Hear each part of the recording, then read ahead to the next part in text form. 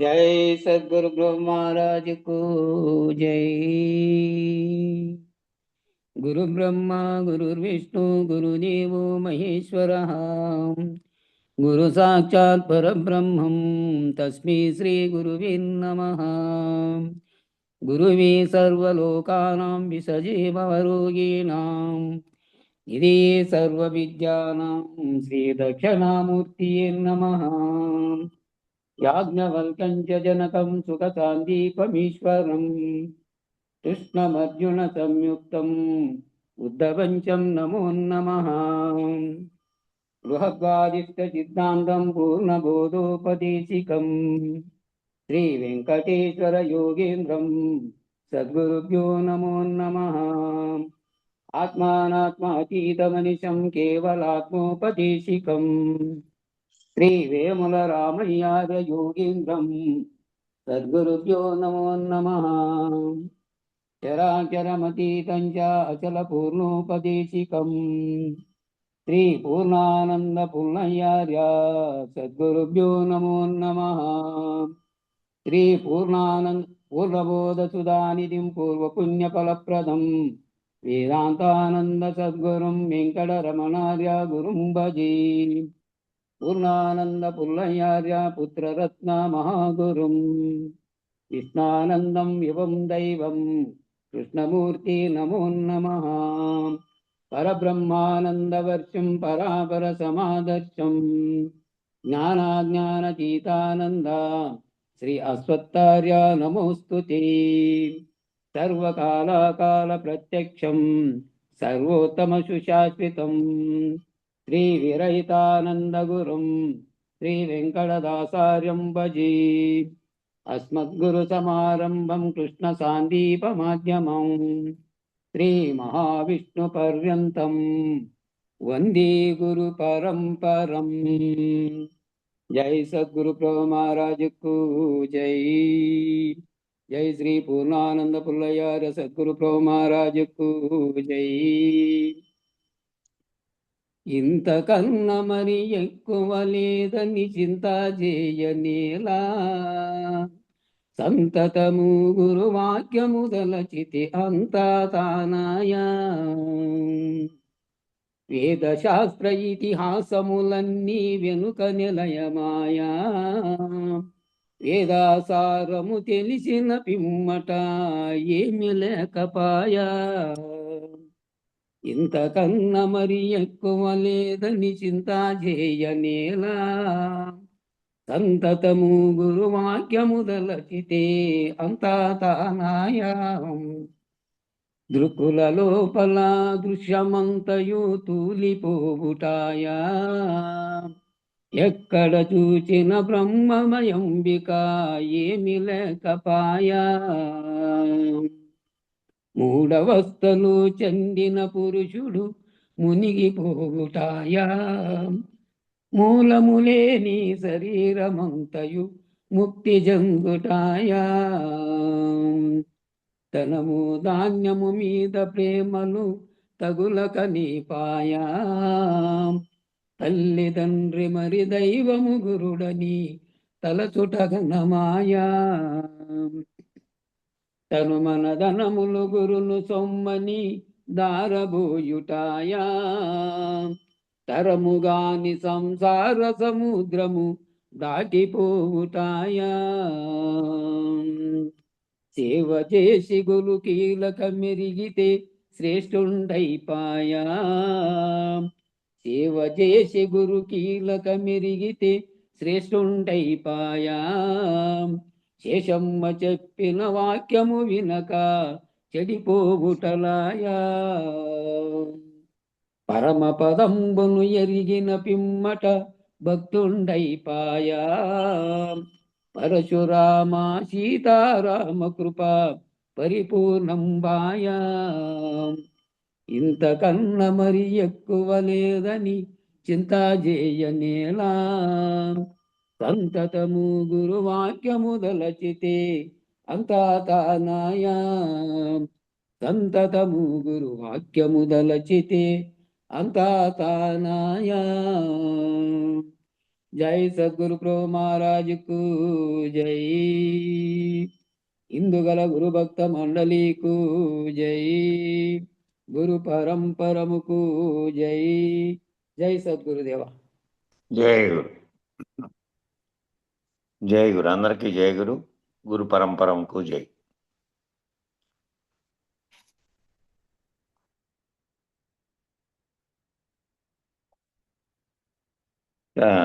ముముక్షు శిష్యుడు సమర్థ గురువు అనే అంశము నిన్ననే మొదలుపెట్టి కొంత అయింది. కాబట్టి ఏం చేయమన్నాడు? దైవీ భావంలో నిన్ను నీవు టెస్ట్ చేసుకొని తొందరపడకుండా ఏ భావనలో ఉంటావో ఆ భావనలో సహజమైనటువంటి త్యాగగుణాన్ని కలిగి ఓర్పుగా ఉండాలి.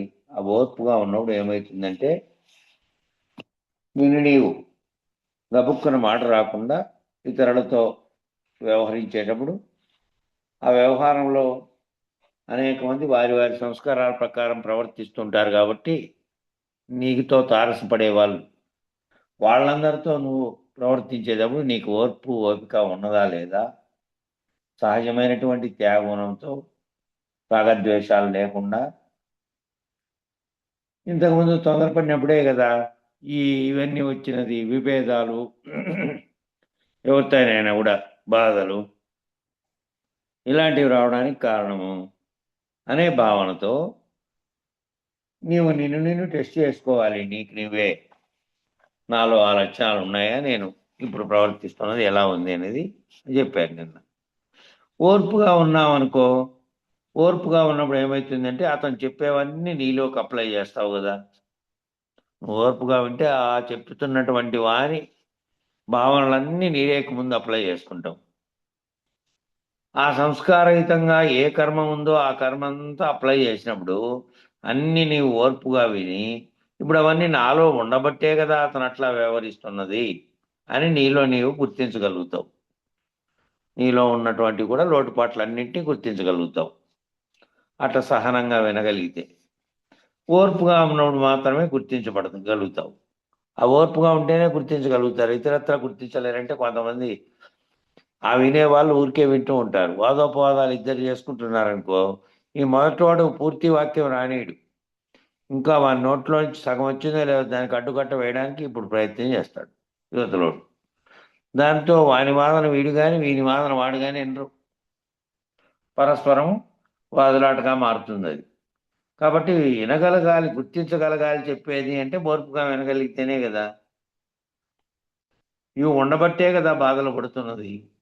ఇవి గుర్తించలేకపోబట్టే కదా ఇప్పుడు నాకు అతను గుర్తింపజేశాడు. ఓర్పుగా ఉన్నాను కాబట్టి అతను అన్నదానికి మౌనంగా ఊరుకున్నా అని నువ్వు ప్రశాంతంగా ఉన్నావు అనుకో, అతనికి ప్రశాంతంగా ఉన్నదో లేదో కానీ నీ నుంచి మాత్రం అతనికి ఎటువంటి అశాంతి కలగలే. నువ్వు ఓర్పుగా విన్నందువల్ల వాడు ఎంతసేపు అన్నా చెప్పని, ఆ చెప్పిందని నువ్వు ఓర్పుగా విన్నావు కాబట్టి నీకు అవగతం అయ్యే అవకాశం ఉంది. వానికి కూడా ఏ రకమైన అశాంతి లేదు. కాబట్టి అతనికి ప్రశాంతంగా ఉన్నదో లేదో కానీ నీ నుంచి మాత్రం అతను ఎటువంటి అశాంతి లేదు. అప్పుడు నీవు కూడా ప్రశాంతంగా ఉన్నావు కదా. అలాగే లేనిపోనివన్నీ సంస్కారయుతంగా వస్తాయి, అపవాదులు వేస్తారు. ఇది వరకు ఓర్పుగా సహనంగా నీలోకి అప్లై చేసుకున్నావు కదా, ఆ అపవాదులు కూడా మళ్ళా తొలగిపోతాయి. చేసుకున్నప్పుడు అవన్నీ నీకు లేవు కదా. అవగాహన చేసుకున్నప్పుడు లేవు అనేది నిర్ధారణ చేసుకున్నావా లేదా? నేను అవగాహన చేసుకుంటే ఏమీ లేవు, ఏ భేదాలు లేవు. ఒకవేళ ఉంటే మార్చుకుంటావు కదా. కాబట్టి ఒకవేళ ఉంటే మార్చుకుంటావు. ఇది ఎందుకు వ్యవహారిక జీవితంలో ఉదాహరణ చెప్తున్నాడంటే, వేదాంత విద్యలో చాలా ఓర్పుతో దాన్ని ఫాలో కావడమే కాక దాన్ని నీ లోపలికి అప్లై చేసుకోవాల్సిన అవసరం ఉంది. అది ప్రతి ఒక్క వాక్యం వేదాంతంలో గురువు చెప్పే వాక్యాలు కూడా అంతే. ప్రతి ఒక్కటి నువ్వు అంతరంగం తీసుకోవాల్సిన అవసరం ఉంది. ఇప్పుడు ఏం చేయాలంటే ఈ లక్షణాలు నా దగ్గర లేవు కదా, ఉన్నవాడిని ఎవరినో అనుకున్నాను, నాకెందుకులే అని త్యాగం చేసి వదిలేసావు. అప్పుడు సమస్య పరిష్కారం అవ్వలేదు. ఏం చేయాలంటే ఈ లక్షణాలు లేవు కదా నా దగ్గర, ఆ లక్షణాలు కొన్ని లక్షణాలు నా దగ్గర లేవు. ఉన్నవాడిని ఎవరినో అనుకున్నాడు, నాకెందుకులే అని త్యాగం చేసి వదిలేసావు. నాకెందుకు? ఆ లక్షణాలు నా దగ్గర లేనప్పుడు నేను వదిలేయాలి. వాదోపవాదాలతో పని లేదు. అప్పుడు సమస్య పరిష్కారం అయింది. నువ్వు ఎప్పుడూ ప్రశాంతంగా ఉంటున్నావు కదా, నువ్వు ప్రశాంతంగా ఉంటే అతనికి ప్రశాంతత ఇస్తున్నావు కదా, ఆ నీతో వాదించే అతనికి కూడా ప్రశాంతత ఇవ్వడం అనేది నువ్వే. అశాంతి కలిగించడం లేకుండా నువ్వు ఉంటే వానికి కూడా ప్రశాంతత ఇచ్చినట్టే.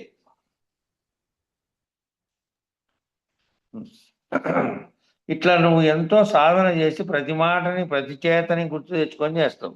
కాబట్టి ఈ ప్రతి మాటను కూడా నువ్వు ఎంతో సాధన చేసి, మొదట సాధన చేస్తే తప్ప ఇది కూడా అలవాటుగా మారదు. ఈ రకమైనటువంటి అశాంతికి గురయ్యేటువంటి తత్వం లేకుండా ప్రతి దాంట్లోనూ నువ్వు నిదానించి వ్యవహరించాలి అంటే ముందు నీకు ఈ వినగలిగిండేటువంటి సహనము, దాని లోపలికి అవగాహన చేసుకునేటటువంటి నేర్పు, ఈ రెండు ఉండాలి. ఉంటే అది సహజ లక్షణంగా అవుతుంది. రాను రాను ఒక్కసారిగా ఏదేం కాదు. అది కూడా వ్యవహారిక జీవితంలోదైనా, వేదాంతం వినే దాంట్లోదైనా, గురువు దగ్గర వినేదైనా సరే అదే పద్ధతిలోనే వినాలి, అదే పద్ధతిలోనే లోపలికి తీసుకోవాలి, అదే పద్ధతిలోనే సందేహాలు ఉంటే కూడా అదే పద్ధతిలోనే నువ్వు అడగాలి. అది ఇట్లా 10 రోజులు చేయగానే నువ్వు ఎంతో సాధన చేసి ప్రతి మాటని ప్రతి చేతని గుర్తు చేసుకొని మాట్లాడేటివన్నీ నువ్వు కనుక అట్లా చేస్తే 10 రోజులు ఇట్లా కనుక చేయగానే మొదట ఉన్నంత అశాంతి తర్వాత ఉండదు. ఇంక 10 రోజులు చేయగానే ఏమవుతుంది? మొదట ఏ రకమైనటువంటి అశాంతి నీకుందో ఆ అశాంతి ఉండదు. ఇప్పుడు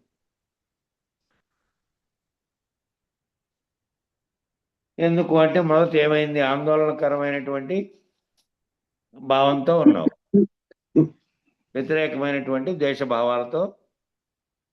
ఎవరు అన్ని ఫోన్ పేర్లను అవి పడుతున్నాయి, అవి వాళ్ళు ఫీడ్ చేసుకోకపోగా. వివో 19 అంట 5G. కాబట్టి ఇట్లా 10 రోజులు చేయగానే మొదట ఉన్న అశాంతి తర్వాత ఉన్నది కదా, అది క్రమేణా తగ్గిపోతుంది, అంటే మార్పు చెందుతుంది.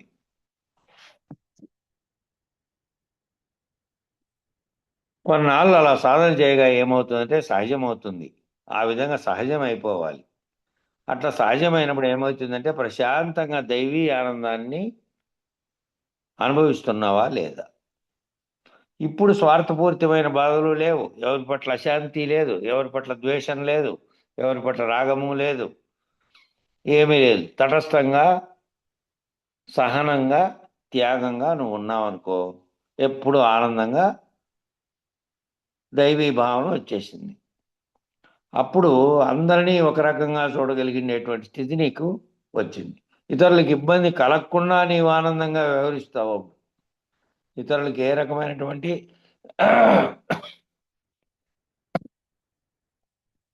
రకమైనటువంటి ఇబ్బంది కలగకుండా నీవు ఆనందంగానే వ్యవహరిస్తున్నావు. కాబట్టి నీవు ఆనందంగా ఉన్నావు, వాళ్ళు ఆనందం పొందకపోని వాళ్ళ అవతలలో ఆనందం పొందుతున్నారో లేదో నీకు అనవసరం. నువ్వు మంచిగా వ్యవహరిస్తే ఆ అవతలలో పొందకపోనేది వారి వారి సంస్కారయుతంగా దానిని స్వీకరిస్తే స్వీకరించని, లేకపోతే స్వీకరించలేరు వాళ్ళ సంస్కారాన్ని బట్టి. లేదంటే వాళ్ళు కూడా రాను రాను మార్పు చెందుతారు నీ వ్యవహారాన్ని బట్టి. వాడు దైవీ భావనలో ఉన్నాడనుకో, వాడు కూడా భాగం పంచుకుంటాడు. వాడు కూడా మంచి సహనమైనటువంటి, ఓర్పైనటువంటి దైవీ భావన కలిగి ఉన్నాడనుకో, నీకు ఎదురుపడిన తారసపడినవాడు వాడు కూడా నీ భావనలో భాగం పంచుకుంటాడు ఖచ్చితంగా. ఇప్పుడు ఈ విధంగా నీవు చేసినప్పుడు రజస్సు తమస్సుతో కూడుకున్న అహంభావనతో కూడుకున్న నేను క్షీణించిపోయింది. ఇప్పుడు ఈ విధంగా నువ్వు ప్రవర్తించడం వల్ల ఏం జరిగింది? ఇదంతా ఎందుకు చెప్పారు వేదాంత బోధలో అంటే ముందు ఈ విధంగా నువ్వు ప్రవర్తిస్తే నీకున్నటువంటి రజస్సు తమస్సుతో కూడుకున్నటువంటి అహంభావనతో కూడుకున్నటువంటి అహంభావంతో నేను అని ఏ భావన అయితే ముందు నేననే భావన చెలరేగిందో అది లేకుండా క్షీణించిపోయింది. ఆ అహంభావంతో కూడుకున్న భావన క్షీణించిపోయింది. దైవీ నేనుగా బలపడిపోయినావు. దైవత్వంతో కూడుకున్నటువంటి భావనతో ఏ నేను నామరూపాత్మకమైనటువంటి శరీరానికి ఆపాదించుకొని అహంకారంతో ప్రవర్తించే నేను కాకుండా నిజనేను నీలో ఉండేటువంటి నిజనేను దైవీ నేనుగా బలపడిపోయినావు. ఇప్పుడు ఆనందంగా ఉండగలుగుతున్నావు. ఇప్పుడు ఆనందంగా ఉన్నావు. నామరూపాత్మకమైన శరీరంతో ప్రవర్తించలేను. ఓర్పుగా ప్రతి అంశాన్ని అవతలోడు మాట్లాడేదాన్ని కూడా నీలేక సహనంగా తీసుకొని ఆలోచించి ప్రశాంతంగా ఏ రకమైన ద్వేషపూరిత భావాలు లేకుండా మాట్లాడగలుగుతున్నావు, స్వీకరించగలుగుతున్నావు. అవతలవాడు కూడా స్వీకరించగలుగుతున్నాడు కాబట్టి ఆనందంగా ఉండగలుగుతావు. వాదాలకు తావులేదు ఇంకప్పుడు. నీ భావాన్ని వాడు అర్థం చేసుకొని ఆయన భావాన్ని నువ్వు అర్థం చేసుకునే స్థితిలోకి అంతరంగంలో స్థితిలో సహజంగా ఉండిపోయినావు. కాబట్టి నేనుగా బలపడినావు నువ్వు అంటే నామరూపాత్మకమైన నేనుగా కాదు, దైవీ నేనుగా, ఆ దైవీ తత్వంతో ఉన్నటువంటి నేనుగా, నీ నిజ నేనుగా నేను బలపడినాను. కాబట్టి దైవానికి అర్పణ అయినప్పుడు ఈ సుఖం కొన్నాళ్ళు అనుభవించావు. ఏదైనా సరే దైవానికి అర్పణ అయినప్పుడేమో కొన్నాళ్ళు సుఖంగా అనుభవించావు. అనుభవించగా ఏమవుతుంది అంటే నీకు ఇష్టమైన పదార్థాన్ని తినగా ఏమైంది? తినగా అయిష్టం కలిగింది. మొదటి రోజు ఆహా అద్భుతం అనుకుంటావు. కొన్నాళ్ళు పోయిన తర్వాత ఏమవుతుంది? రోజు ఏందబ్బా ఇది, రోజు ఇది ఆహారం ఎంత మధురంగా ఉండని ఎంతగా ఉండని ఆ మొదటి 1-2 సార్లే ఆహా ఓహో అనిపిస్తుంది. ఆ మిగిలినప్పుడు ఏమవుతుంది? తినగా అయిష్టం కలుగుతుంది. కాబట్టి ఏదైనా సరే నీకు ఇష్టమైన పదార్థాన్ని తినగా ఏమైందంటే అయిష్టం కలిగింది. అలాగే ఈ దైవీ భావన అనుభవించగా దానిలో ఒక ఆనందం కనపడదు. ఇంకా ఆ ఆనందం అనేది మొదటేమో రాగద్వేషాలను తగ్గించుకొని నువ్వు సహజనేనుగా అనుభవించినటువంటి స్థితి. ఇంకా దాంట్లో ఆనందించడం అనేది ఏం లేదు. సహజ మౌన స్థితిలోకి వెళ్ళిపోతావు. కాబట్టి ఆ ఆనందం ఎక్కడుంది? దైవం వేరుగా నేను వేరుగా ఉన్నప్పుడే ఇట్లా ఉన్నందువల్ల నాలో ఆనందంగా ఉన్నది అనే భావన కలిగింది. నేను వేరు దైవం వేరు అని ఆ భావనతో చూసినప్పుడు ఇక నువ్వే ఆ విధమైనటువంటి దైవీ తత్వం లేకపోయినప్పుడు ఇక అది వేరుగా ఉందా? దైవం వేరుగా లేదు, నేను వేరుగా లేదు అనేది నీకు అర్థమైపోతుంది. కాబట్టి ఇప్పుడు దైవంలో కలిస్తే ఆనందం ఉంటుంది అనేది నీకు ఎవరు చెప్పకుండానే అనుభవపూర్వకంగా పరిణామంగా వస్తుంది. నేను ఈ విధంగా వ్యవహారం చేసి నేను నామరూపాత్మకమైన శరీరంతో కూడినటువంటి రాగద్వేషాదులతో కూడినటువంటి నేనుగా లేకుండా నిజనేనుగా నేను గనక ఉంటే ఆ విధమైన ప్రవర్తన ద్వారా నేను ఎప్పుడూ సహజంగా ఈ విధంగా ఉండగలిగితే అప్పుడు అనుభవపూర్వకమైన పరిణామం వస్తుంది. అప్పుడు నేను వేరుగా లేను. దైవం వేరని భావించినటువంటి స్థితిలో నేను నామరూపాత్మక నేనుగా ఉన్నప్పుడేమో అహంభావనతో ఉన్నావు. అది వదిలేసిన తర్వాతనేమో నిజ నేనుగా ఉన్నావు. కాబట్టి అప్పుడు ఏ రకమైనటువంటిది లేదు. అనుభవపూర్వకంగా పరిణామం వచ్చింది కాబట్టి దైవంలో కలవాలి. అది శాశ్వతమైన ఆనందం. ఇప్పుడు కాసేపు ఆనందం ఉంటుంది కానీ కాలక్రమంలో తగ్గిపోతుంది అని నీకే తెలిసింది. ఆనందం పోయింది అనేది స్వానుభవంగా నీవు గుర్తించాలి. ఆ ఆనందం అనేది ఎప్పుడు నేను వేరుగా ఉన్నప్పుడు భావించినప్పుడు నేనే ఆ దైవీ స్థితికి చేరుకున్న తర్వాత ఇక ఆనందాలకు వెతుకాడేది లేదు. ఎప్పుడు నువ్వు ఏ స్థితిలో ఉంటావు? ఆనందము ఏ రకమైనటువంటి అహంకారము ఏ రకమైనటువంటి కదలిక లేనటువంటి స్థితిలో ఉంటావు. ఇంకా అన్యదా ఇంకో వస్తువు ఉంటేనే ఆ అన్యదా ఉన్న వస్తువును భావించే తత్వంతో చూసినప్పుడు మాత్రమే ఈ భేదాలన్నీ. అన్యదా ఉండేటువంటి వస్తువే లేదు, అన్యదా ఇంకోటి లేదు. కాబట్టి అది నీకే తెలిసింది. మొదట్లోనేమో దైవం కోసం, ఆ దైవీ భావన కోసం మొదట్లో అహంకారం వదిలేసావు. నేను దైవంలో కలవాలి అన్నప్పుడు దైవమేమో అఖండంగా, సర్వవ్యాపకంగా, అనంతంగా ఉంది. ఇట్లా అట్లా అని కాదు. ఒక్కటిగా అనేది ఏదైనా నువ్వు ఆకారంగా చూపించగలిగేది కాదు. అది అఖండంగా ఉందంటే ఖండాలు కాలేదు, అనేక ఖండాలుగా అయినదంతా జీవులుగా ఉన్నది ఈ నామరూపాత్మకమైన వస్తు జగత్తు. కాబట్టి అఖండంగా ఉన్నటువంటి దాన్ని నువ్వు గుర్తించాల్సింది ఏంటంటే, సర్వవ్యాపకంగా దైవం ఏ విధంగా ఉందంటే అఖండంగా, సర్వవ్యాపకంగా, అనంతంగా ఉంది. దానికి ఏమీ అంతం కూడా లేదు. అంతటా అంటే ములుగు సందు లేకుండా అంతటా ఉన్నది, బయలుగా ఉన్నదని చెప్పారే, ఆ విధంగా ఇట్లా దైవంగా ఉన్నది అనే భావన కూడా అదే.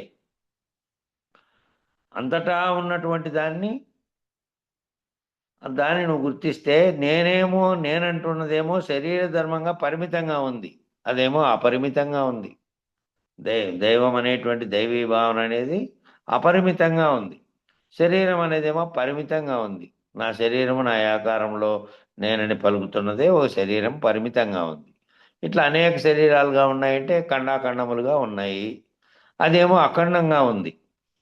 మరి ఈ నేను ఆయనలో కలవాలి.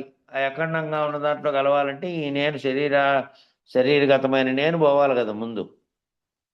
అంటే ఈ శరీరానుసారమైన పరిమిత భావన ఉన్నంత వరకు కలవలేవు. ముందు ఆ పరిమిత భావన నీలో పోతేనే నువ్వు ఆ స్థితిలో కలవగలుగుతావు.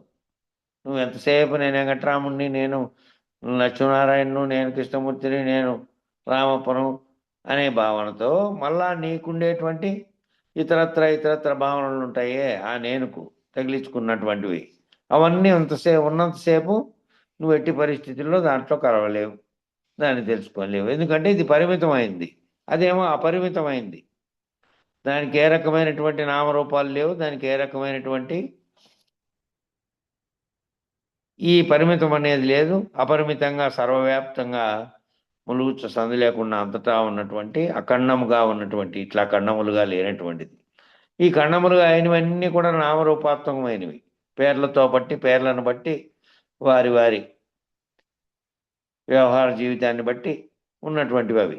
కాబట్టి అవి వదిలేసినటువంటి స్థితిలో అఖండముగా ఉన్నటువంటి దైవాన్ని తెలుసుకోవాలంటే, సర్వవ్యాపకంగా అనంతంగా ఉన్నదాన్ని తెలుసుకోవాలంటే, నేనేమో శరీర ధర్మంగా ఉన్నాను కాబట్టి, మరి నేను ఆయనలో కలవాలంటే శరీరానుసారమైన పరిమిత భావన తీసేసుకోవాలి. నువ్వు శరీరానుసారమైన పరిమిత భావన తీసేసుకొని, నేను ఆత్మస్వరూపంగా ఉన్నటువంటి వాడిని, నాలో ఏ చైతన్యం అయితే నేనని పలుకుతోందో అది సర్వవ్యాప్తమైనటువంటి ఈ బ్రహ్మాండం అంతటా నిండి ఉన్నటువంటి బ్రహ్మం అదే అనే భావనలేకి నువ్వు రావాలి. అవును, నేనుగా పరిమితమైనటువంటి స్థితిలో లేకుండా నువ్వు ముందు దీనిలోకి స్థిరపడితే నువ్వు అపరిమితంగా ఉన్నటువంటి చైతన్య స్వరూపంగా నీవు గుర్తించుకోగలుగుతావు. కాబట్టి ఆ ఇట్లా పరిమిత భావనలో నేను అనే నామరూపాలతో కూడి ఉండినంత కాలము నీకు వీలు పడదు ఈ దైవీతత్వమైనటువంటి అపరిమితంగా ఉన్న దాంట్లో నువ్వు కలవడానికి వీలు పడదు. శరీరగతంగా నువ్వు ఉన్నంతసేపు. మరి నేను కూడా ఈ శరీర ధర్మం లేకుండా చేసుకుంటే కదా, నేను కూడా ఈ శరీర ధర్మాన్ని చేసుకుంటే కదా ముందు నేను దేవుని గురించి తెలుసుకొని నేను దైవీ భావనలో దాంట్లో లీనమయ్యేది అనేది నీకు అనుభవంగా వస్తుంది. అప్పుడు ఈ శరీర భావనతో లేకుండా శరీర భావనతో కూడినటువంటి శరీర ధర్మాలతో ప్రవర్తించేది మానేసి నువ్వు ఆత్మతత్వంతో ఆలోచించుకోగలిగితే శరీర భావన పోయి అప్పుడు నువ్వు దైవీతత్వమైనటువంటి అఖండంగా ఉన్నటువంటి సర్వవ్యాప్తమైనటువంటి బ్రహ్మము నేను, నాకంటే వేరుగా లేదు, నేనే అదై ఉన్నాను అనే స్థితి వరకు అదే పరిణామం చెందుతూ పోతావు.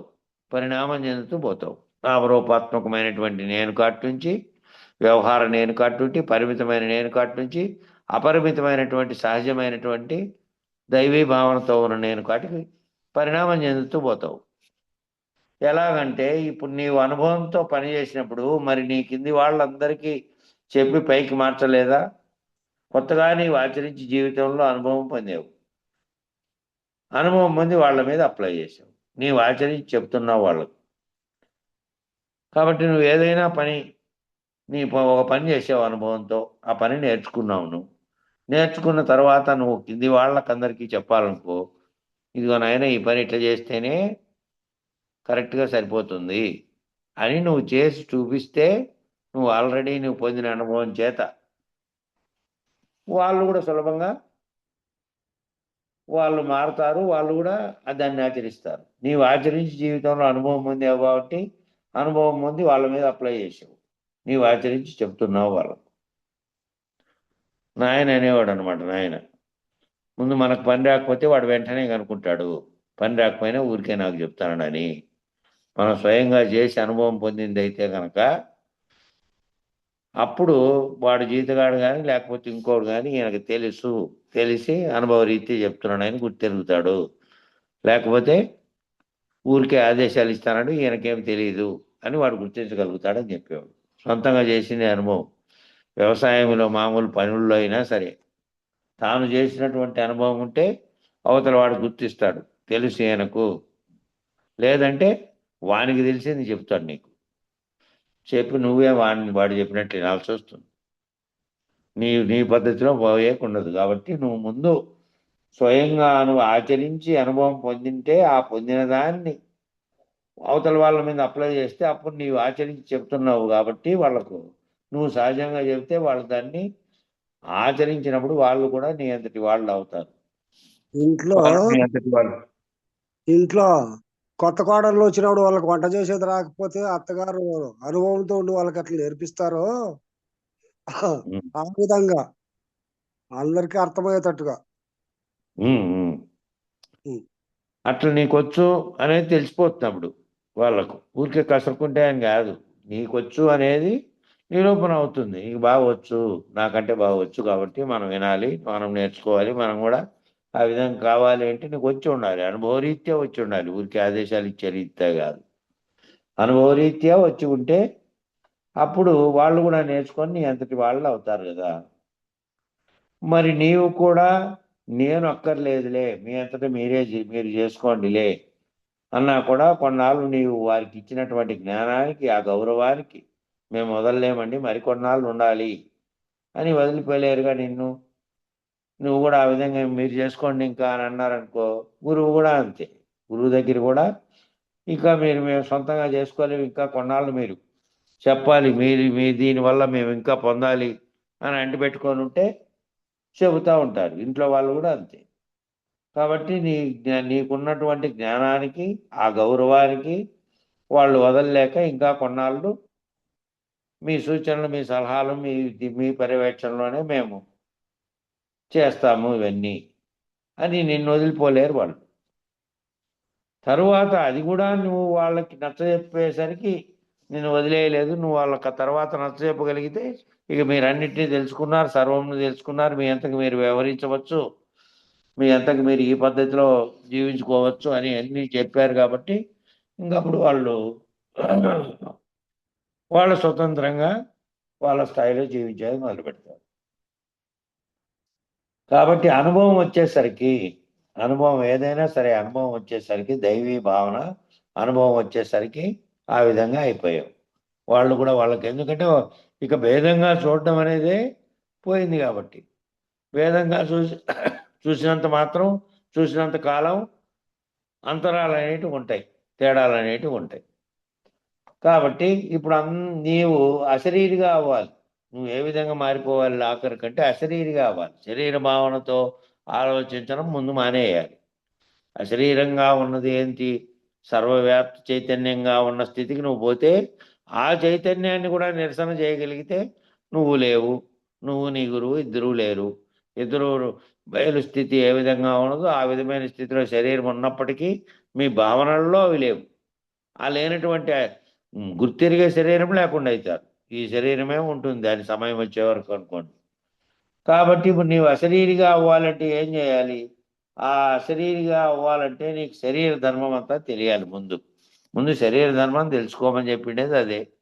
సాంఖ్యం చెప్పినది అంతే. శరీర ధర్మం అంతా తెలుసుకో. శరీర ధర్మం తెలిసిన తర్వాత నీలో ఏముందో నిన్ను గురించి తారకంలో తెలుసుకో.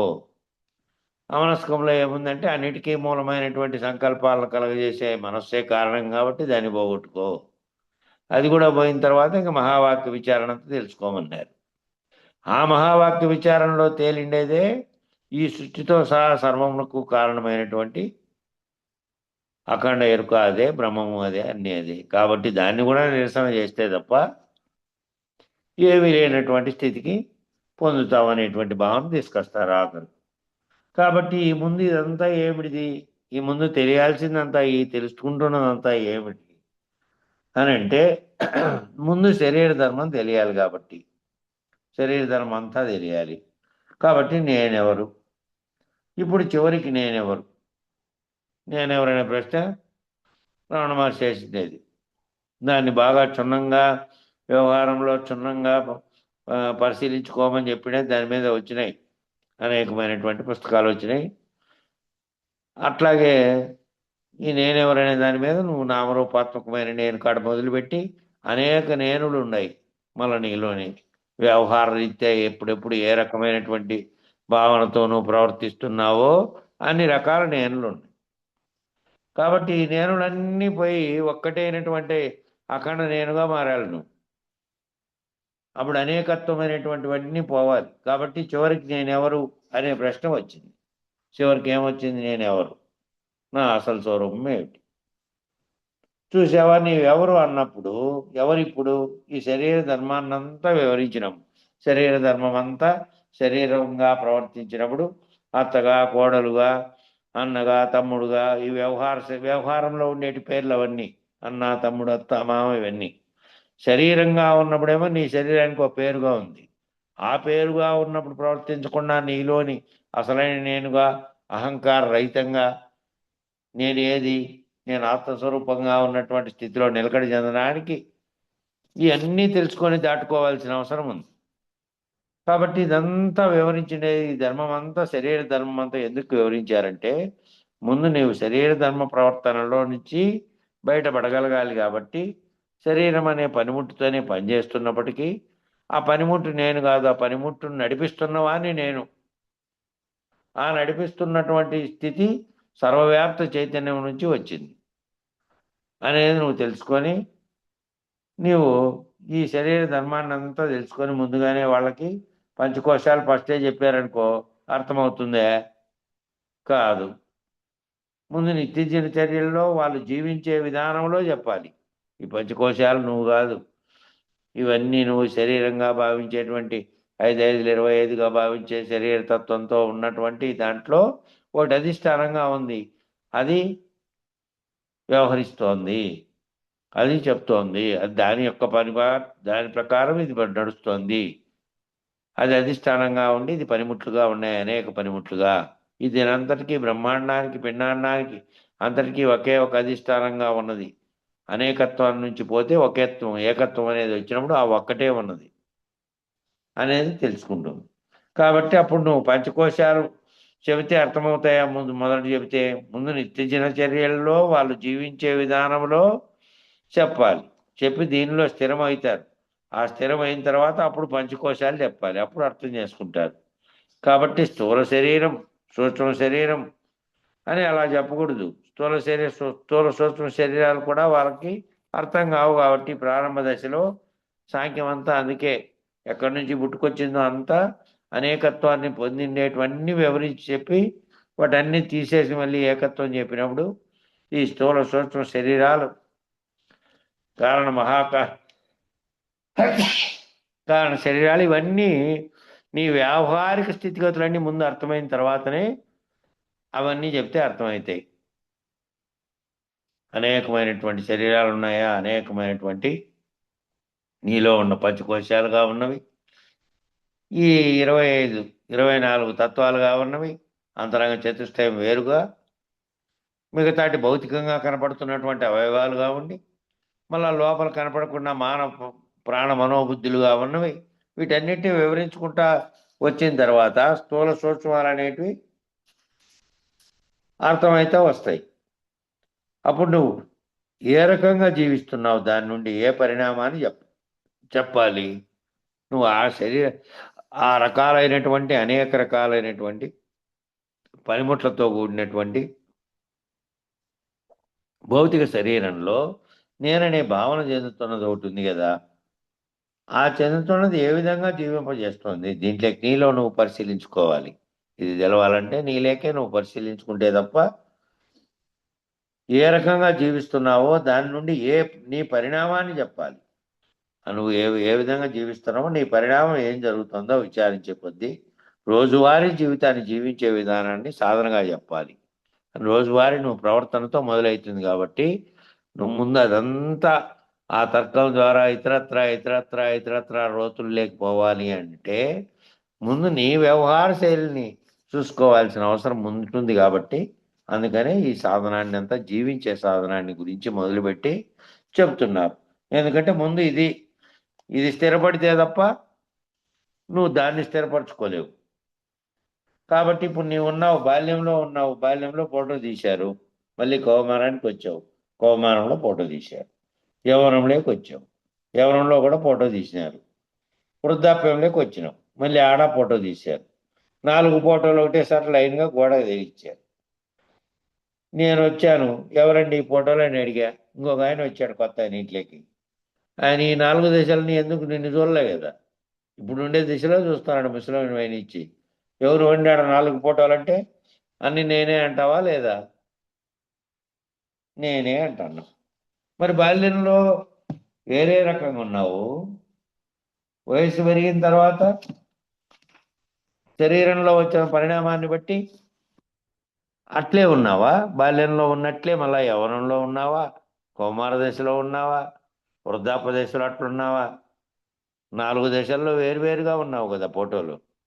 ఈ పరిణామం అంతా దేనికి జరిగింది? శరీరానికి జరిగింది. నేనని పలుకుతున్న దానికి జరగలే కదా పరిణామం. కాబట్టి మరి నేనే అంటున్నావు కదా నువ్వేమో, ఇవన్నీ 4 నేనే. ఆ నేనే అని పలుకుతున్న నిజ నేను ఒకటి ఉంది. అది ఎప్పటికీ ఒకటే రకం ఉంది, పరిణామాలు దానికి లేవు. పరిణామ వికారములన్నీ ఈ శరీరంగా ఉన్నటువంటి పొందుతున్న దానికి ఉన్నాయి. కాబట్టి నేనే అంటున్నావు కదా, మరి శరీరం కదా మారుతున్నది.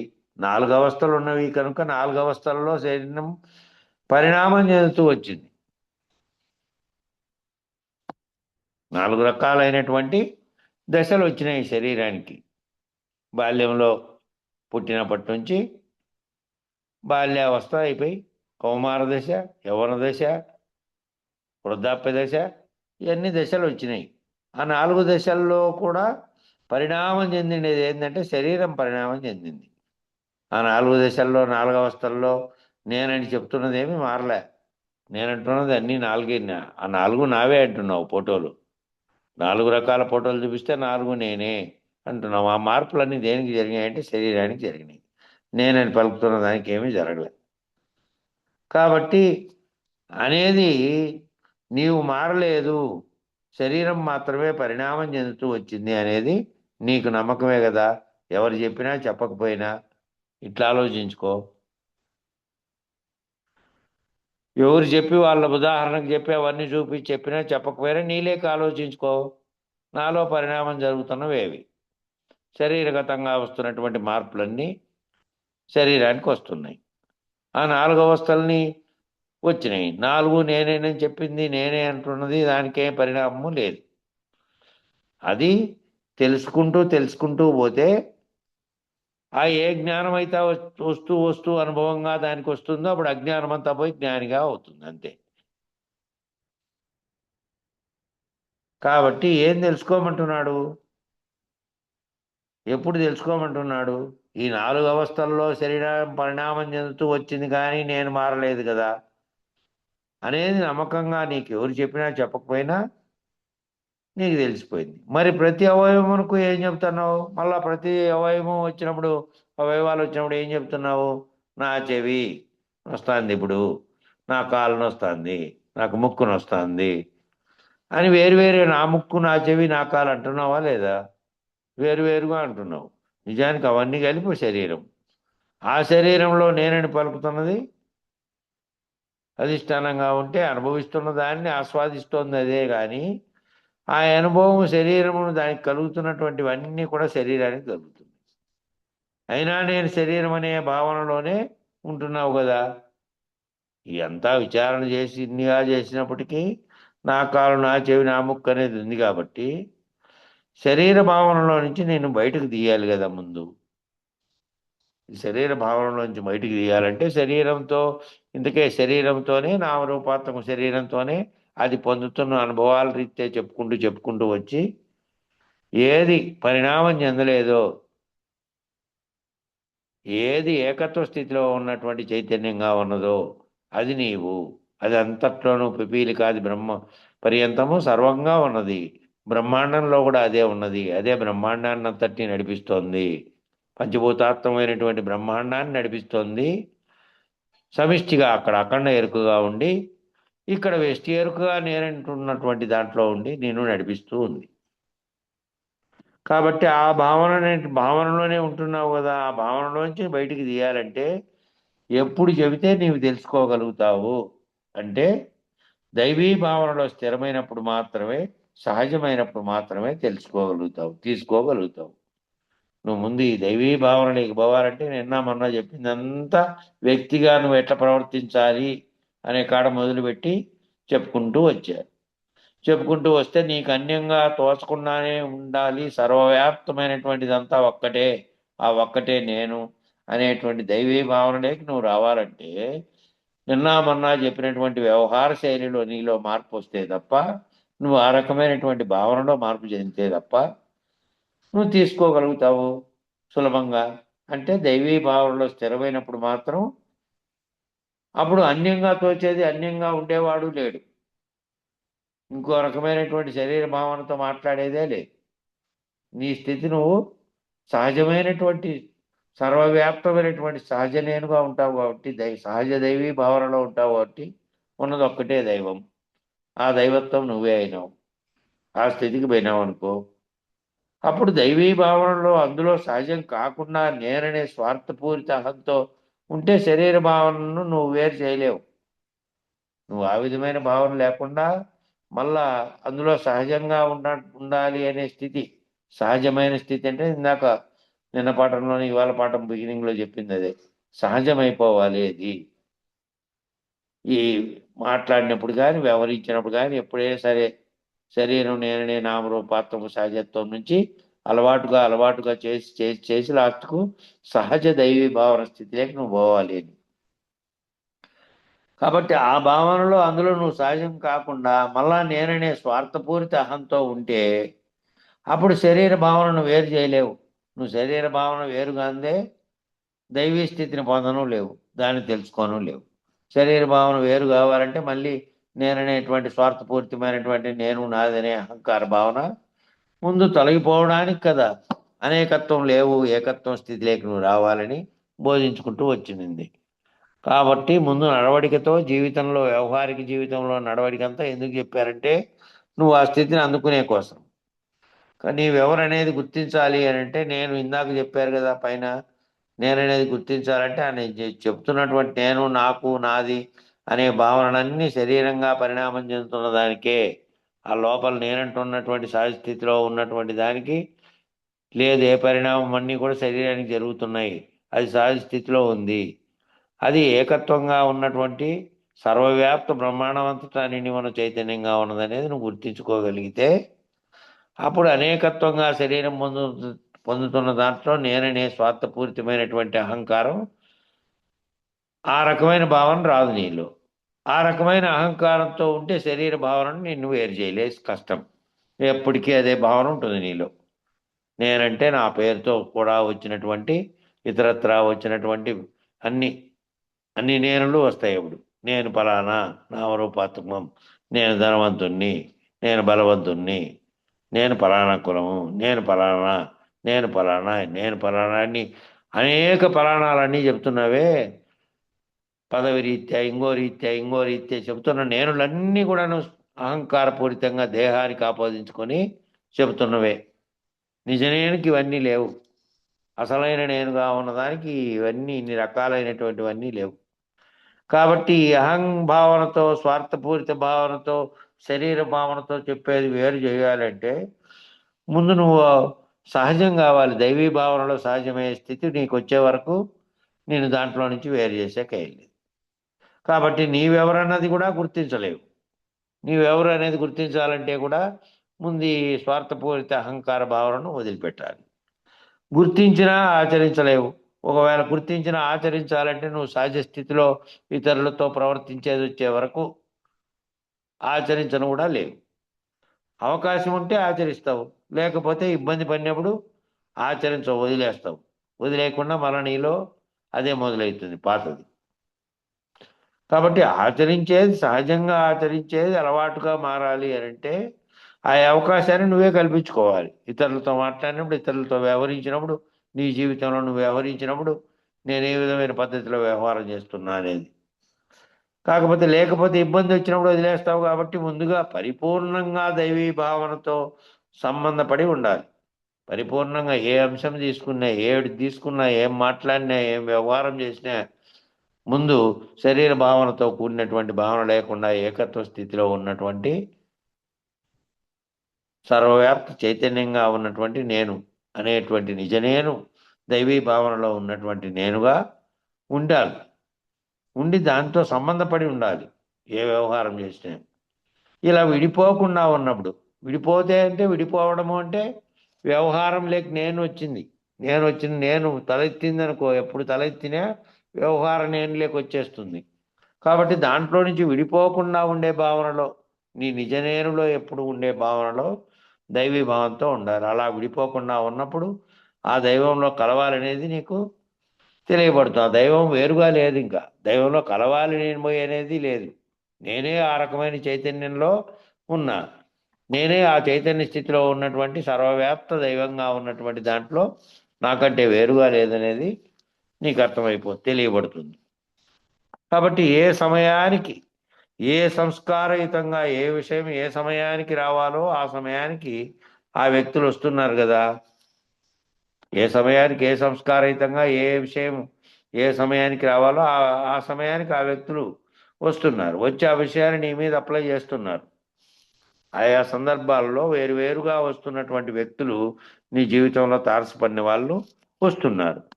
ఆ వ్యక్తులు వచ్చినప్పుడు ఏమవుతుంది? వాళ్ళు ఏ సంస్కారయుతంగా ఎట్లనే రాని, నువ్వు సంస్కారయుతంగా మారినటువంటి పాత సంస్కారాలను పోగొట్టుకున్నటువంటి స్థితిలో కనుక నువ్వు ఉంటే వాళ్ళు తెచ్చి నీ మీద అప్లై చేస్తున్నటువంటి సంస్కారాన్ని వాళ్ళు వచ్చి నీ మీద అప్లై చేశారు. మంచిగానో చెడుగానో ఏ విధంగానన్నా అప్లై చేయని. అక్కడ సంస్కారయుతంగా ఆ కర్మ ఎట్లా ఉంటే అట్లా ప్రేరేపింపబడతారు. అంతేనా? కాబట్టి ఇప్పుడు ఇద్దరి విషయంలో ఇద్దరికీ అనుకూలమైన సంస్కారం ఉందమ్మా. వాళ్ళు వచ్చారు, అనుకూలంగానే మాట్లాడుకున్నారు. వాళ్ళ సంస్కారం చూడండి. అవతల వాళ్ళు వచ్చారు, ఇద్దరు అనుకూలమైనటువంటి భావనలు ఉండేవాళ్ళే. ఆ అవతల వచ్చిన వాళ్ళ సంస్కారం కూడా అనుకూల భావనతో ఉంది. వచ్చారు, వచ్చి మీతో అనుకూలంగానే మాట్లాడుకున్నారు. అంటే ఇద్దరికీ ఒకే రకమైనటువంటి మంచి సంస్కారయుతమైనటువంటి భావాలు ఉన్నాయి కాబట్టి మాట్లాడుకున్నారు. వాళ్ళు 2 గంటల తర్వాత మళ్ళీ వచ్చారు, సంస్కారం చేత ప్రేరేపించబడి. వాళ్ళలో కొన్ని సంస్కారాలు ఉంటాయని చెప్పాం కదా, అవి పోగొట్టుకోలేదు కాబట్టి వాళ్ళలో కొన్ని ఏవో తేడాలు వచ్చినాయి. కాసేపు పోయిన తర్వాత మళ్ళీ వచ్చారు వాళ్ళు. ఈసారి వ్యతిరేక సంస్కారంతో వచ్చినారనుకో, ఏదో వ్యతిరేక సంస్కారంతో వచ్చారు, వచ్చి వ్యతిరేకంగా మాట్లాడారు. కరెక్ట్ గా చెప్పినావు గురుదేవా. ఈ మటుకు కరెక్ట్ గా చెప్తాండవు గురుదేవా. భాష మారలేదే. కొంత జనము ఇప్పుడు కూడా ఇంత బోర్ చెప్తా అంటే 2 ఏళ్ళ నుంచి అందరూ ఈయనే మాట్లాడే మాటలు భాష మారలే. హలో అన్న, మళ్ళా కట్ చేసినాక మాట్లాడుకోవాలి, ఇవి నిలిపేసినాక మాట్లాడుకోవాలి. సరే, ఇప్పుడు దాకా అనుకూలమైనటువంటి భావాల చేత సంస్కారం చేత వచ్చింది, మాట్లాడింది నీతో. ఇద్దరు మాట్లాడుకున్నారు, ఇద్దరు ఒకే రకమైన సంస్కారంతో మాట్లాడుకున్నారు, సరిపోయింది. ఓ 2 గంటల తర్వాత మళ్ళీ వచ్చింది. మళ్ళీ ఏవో నువ్వు చేసినటువంటి కొన్ని వేరే విషయాలు ఉన్నాయి, దాంట్లో వాళ్ళకి ఏకత్వం కుదరలే, వ్యతిరేక సంస్కారంతో వచ్చింది. ఆ వ్యతిరేక సంస్కారం చేత ప్రేరేపించబడి ఈసారి వ్యతిరేక సంస్కారంతో వచ్చింది. వ్యతిరేక సంస్కారంగా మాట్లాడారు. నీవు కూడా వ్యతిరేక సంస్కారంతోనే సమాధానం చెప్తావు కదా. మళ్ళీ ఇప్పుడు సమాధానం చెప్పాలి కదా ఆమెకు.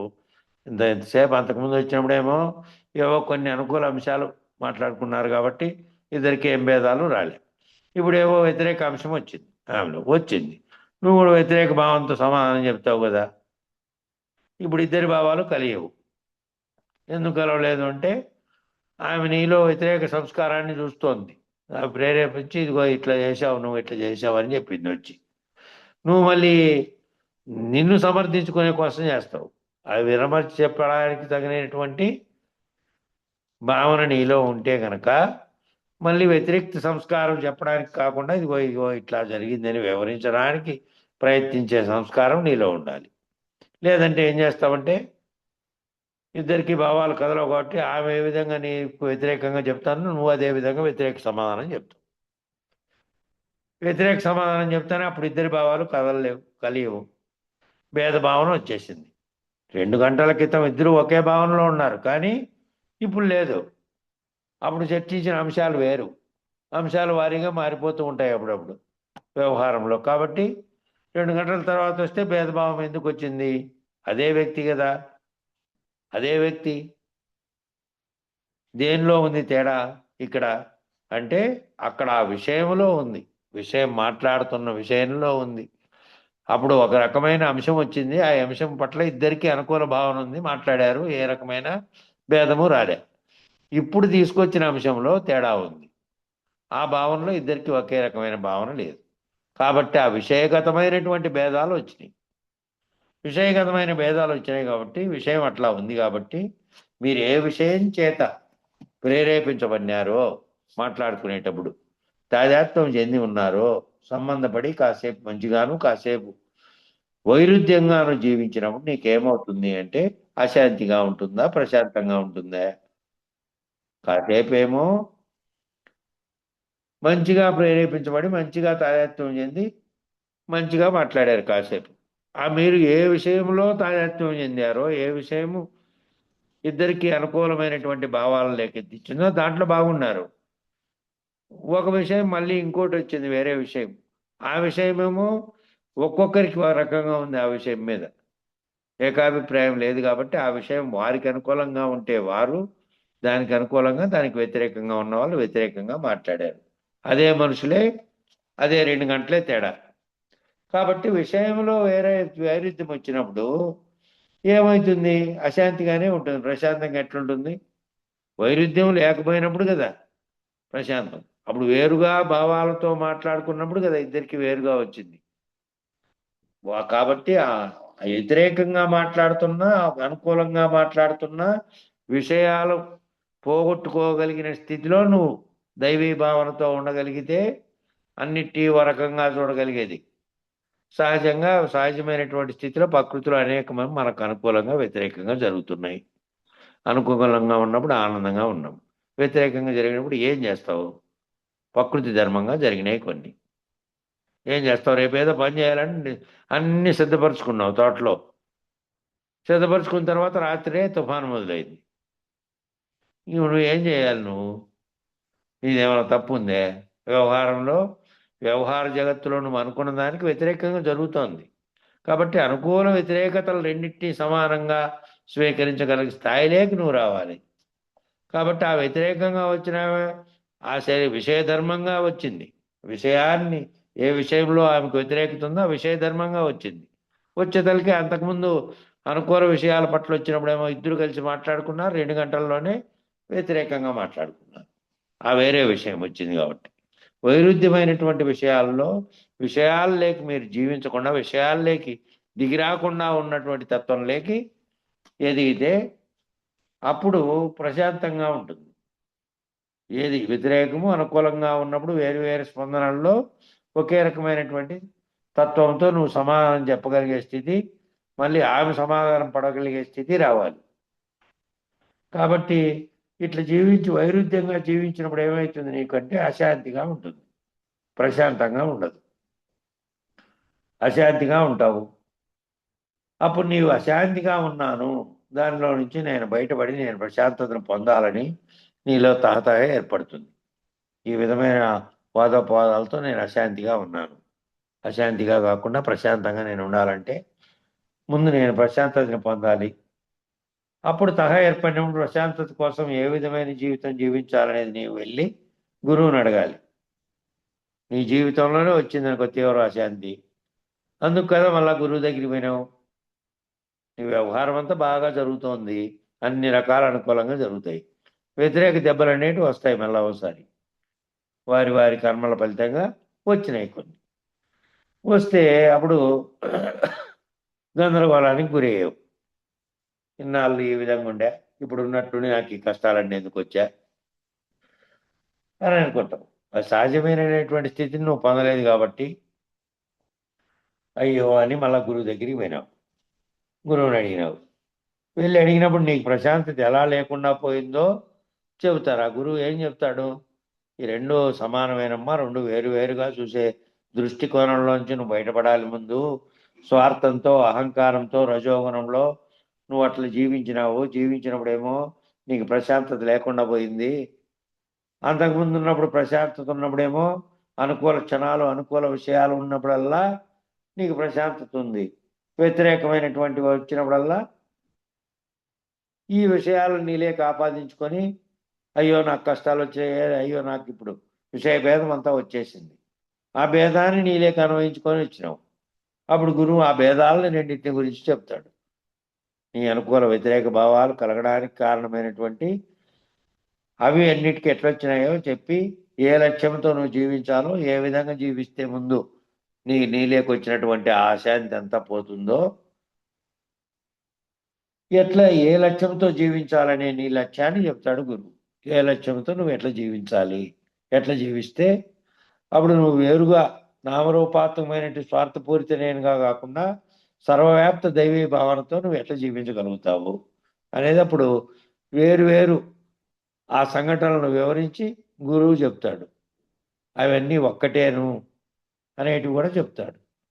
వేరుగా నీకు తోస్తున్నాయి, నీ అనుభవంలో వచ్చినటువంటి విషయాలతో, కష్టాలతో ఆపాదించుకుంటున్నావు కాబట్టి ఓసారి ఆనందంగా, ఓసారి ఆనందంగా, బాధగా, దుఃఖంగా ఉన్నావు. కాబట్టి ఆ లక్ష్యంలో నీవు ఎప్పటికప్పుడు అప్లై చేసుకొని జీవించాలి. ఎప్పటికప్పుడు నీలేకి తీసుకొని ఎప్పటికప్పుడు వచ్చినటువంటి ఆ పరిస్థితులను నీలేక ఆలోకించుకొని నీలేకి తీసుకొని నువ్వు ఆలోచించుకొని జీవించాలి.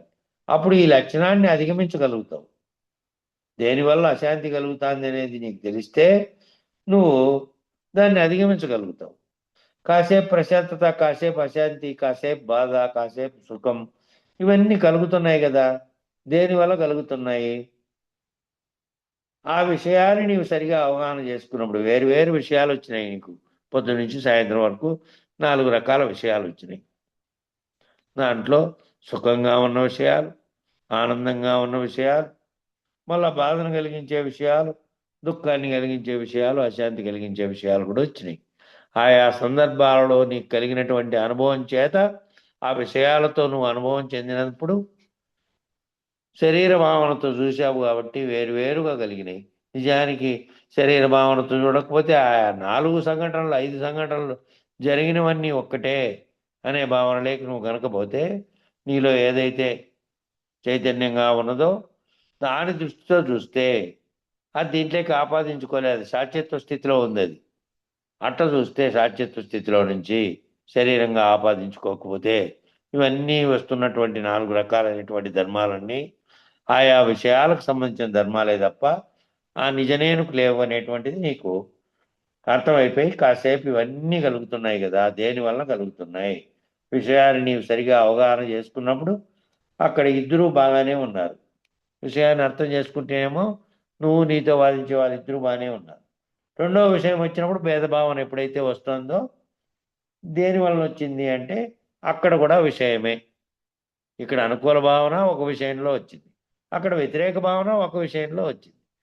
కాబట్టి అక్కడ కూడా మళ్ళీ దాని గురించి నువ్వు విచారణ చేసుకుంటే నీవుగా నీలోకి నువ్వు తీసుకునే దాన్ని బట్టి వస్తుంది. కాబట్టి నువ్వు తీసుకునే దాన్ని బట్టి అవతల సమాధానం, మళ్ళీ అవతల విషయం వాళ్ళు కూడా పరిశీలించి గ్రహించుకోగలిగేటువంటి స్థితి కలుగుతుంది.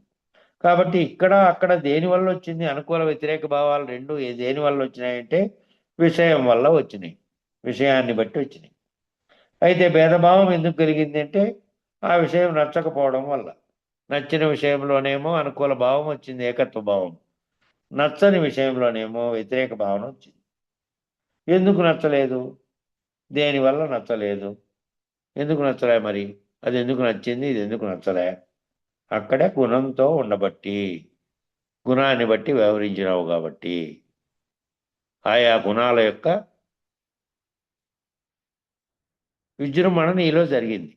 గుణం విజృంభించినందువల్ల, ఆ గుణంతో నువ్వు కూడి ప్రవర్తించినందువల్ల ఆ విధంగా వచ్చింది. ఇంకా అక్కడి నుంచి మిగతా రేపు చెప్పుకుందాం. సమయం దాటిపోయింది. మంగళం చెప్పండి. జై సద్గురు ప్రభు మహారాజుకు జై.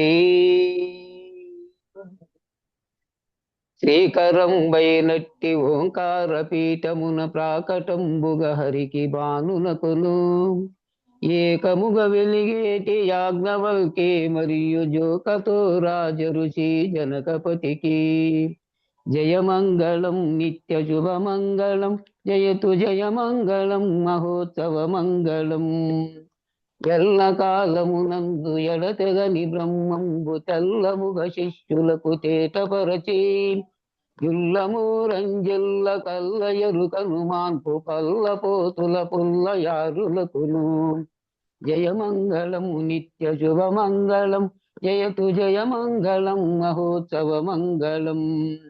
వేద వేదాతీత వేద్యమౌ గురుబోధ వేమారు శిష్యుల కిరిగించియు వేదనలు బాపితామోదంబు జేగూర్చు వేదాంత వెంకటరమణయ్యకు జయమంగళము నిత్య శుభమంగళం జయతు జయమంగళం మహోత్సవ మంగళం. విష్ణువై సర్వరోచిష్ఠువై కృష్ణుడై విష్ణువై పరిపూర్ణ శ్రేష్ఠుడగుచు వేద వేదాతీత వేద్యుడై వెలసిన కృష్ణమూర్తి పాద పద్మములకు జయమంగళము నిత్య శుభమంగళం జయతు జయమంగళం మహోత్సవ మంగళం. సర్వనామాతీత నిర్వికారుండైన సర్వసముడైన నిర్మలునకును సర్వకర్తలకెల్ల సాన్యుదుడయ్యుండు సర్వసాచాతీత స్వత్తారులకును జయమంగళము నిత్య శుభమంగళం జయతు జయమంగళం మహోత్సవ మంగళం. శంకలన్నియు దీర్చి చాలగా మన్నించి వంకముగ రాహిత్య బోధ చేసి అంకురించిన జన్మానంతముందించేటి వెంకటదాసార్య వేదాంతికి జయమంగళము నిత్య శుభమంగళం జయతు జయమంగళం మహోత్సవ మంగళం. నీకు మూలముగాక నాకు మూలము లేక లోకలోకములన్నీ ఏకముగను ప్రాకటంబైనట్టి పరిపూర్ణ బ్రహ్మమును జోకతో తెల్పగురు పీఠమునకు జయమంగళము నిత్య శుభమంగళం జయతు జయమంగళం మహోత్సవ మంగళం.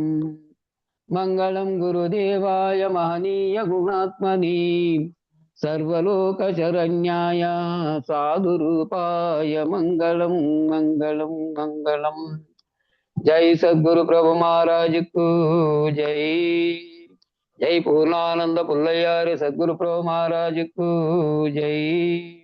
జై వేదాంతానంద వెంకట రమణార్య సద్గురు ప్రభు మహారాజుకు జై. జై విష్ణానంద కృష్ణమూర్త్యార్య సద్గురు ప్రభు మహారాజుకు జై. జై శ్రీ అశ్వత్థార్య సద్గురు ప్రభు మహారాజుకు జై. జై విరహితానంద వెంకటదాసార్య సద్గురు ప్రభు మహారాజుకు జై. ఇందుగల గురుభక్త మండలీకు జై. గురు పరంపరముకు జై.